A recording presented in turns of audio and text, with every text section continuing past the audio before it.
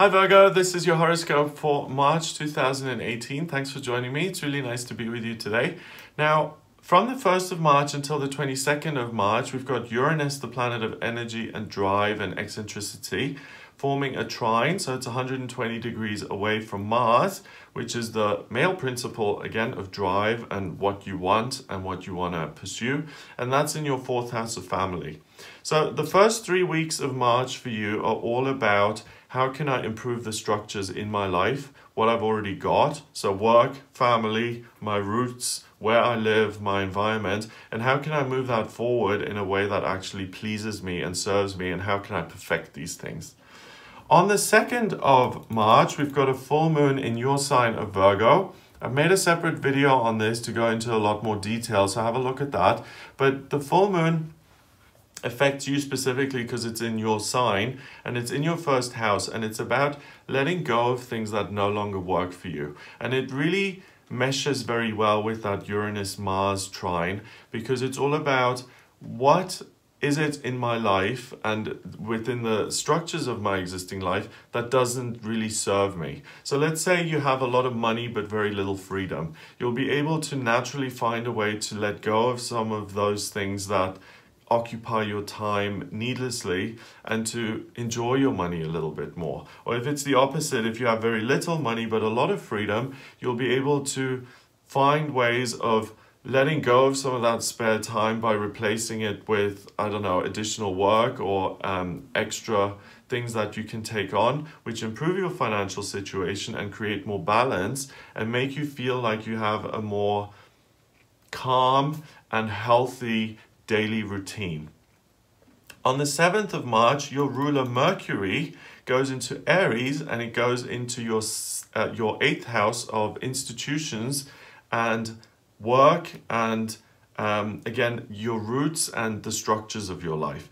Now, Mercury in Aries allows you to think in a way that's much more focused on the self, and it's more assertive than it usually would be. So you're thinking about how you can perfect the structures of your life, and with this Mercury in Aries, you start thinking about your work and whether it's actually suitable, and you start to think about certain relationships that have been in your life for a long time and certain structures like where you live and how you go to work every day. All of that comes up for discussion, and you look at it and you think, is this actually something that pleases me and that I want to continue doing this way, or do I want to do it differently? Now, your ruler goes retrograde on the 22nd of March, and it stays in retrograde until the 15th of April. When Mercury goes retrograde, traditionally it's associated with problems in communication, so computers and phones and planes being delayed, that kind of stuff. But it also gives you an opportunity to look at things and to communicate things differently. And because it's in your 8th house, everything is up for discussion. You find a new way of seeing yourself within the confines of your life, and you start to have this new perspective and this more objective view of what's going on with your life. So don't be surprised if you naturally make some changes without even thinking so much. So maybe you want to do an Airbnb for 3 months and get away from it all and just work somewhere else. Or maybe you want to start a different job. It's just something that you feel kind of driven to alter, and there's not going to be much self-doubt or going back and forth with this. It's, I'm thinking it, I'm feeling it, so I'm going to take action on it and do it. On the 7th of March as well, Venus, the planet of love and beauty, goes into Aries in your 8th. So it's about bringing love back into your daily routine and into your work and into your life. And if things feel flat and boring, you're really going to not accept that and tolerate that anymore. And you're going to say, this is my life, I need to enjoy it. Venus goes into Taurus at the end of the month on the 31st. So things slow down again. So if you do want to make big changes in terms of what you're doing and where you're living and what your situation is, do it in March, because everything is kind of being thrown up in the air and it gives you the potential to make these changes. Things become much more rigid going on into April. So it will be much harder to change things again then. So you have a kind of window of opportunity here. On the 8th of March until the 10th of July, Jupiter, the lucky planet, goes into retrograde. And when Jupiter goes retrograde, you stop looking for the good luck and the good fortune in life from external circumstances, and you start looking at it from within. It's in Scorpio, which is the perfect sign to be in, because Scorpio is all about diving down, going inwards, and getting answers for yourself. So the good luck here that's going to happen for you during this time, it's in your third house of communication, is that you are connected with your higher self, with your fun self, with the universe, and it tells you this is something that you want to do. So if you feel like you've lost your way lately a little bit, if you have been doing things which have been, if you've been bored or if you've been dissatisfied, the good luck appears from within your own feelings, urging you to make changes, and then with all those other planets in your 8th and 5th and 4th houses are going to drive you to naturally implement those changes.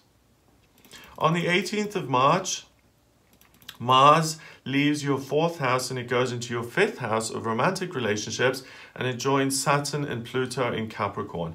So you're going to focus now not just on working at the changing the structures of your life, work, and where you live. You're also going to start looking at the structures of your romantic relationships. So from the 18th of March until the end of March, you're going to look at making changes there.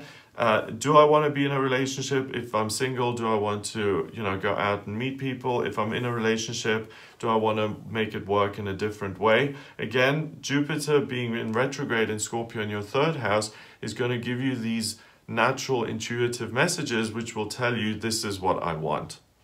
So there's no room for error or kind of self-doubt or being wishy-washy here. You feel it and you immediately take action on it. Finally, on the 31st of March, we've got the 2nd full moon of the month, and that's a blue moon. In January, we had 2 full moons. In February, we didn't have any.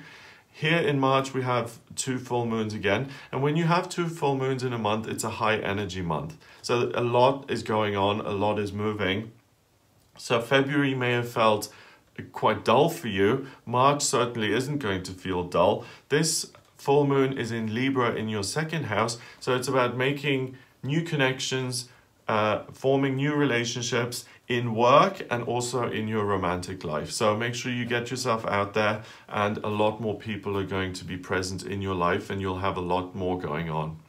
So I hope you have a great month. If you'd like a private reading with me, please get in touch via my website. It's gregoryscott.com. Click on the readings tab to order your reading.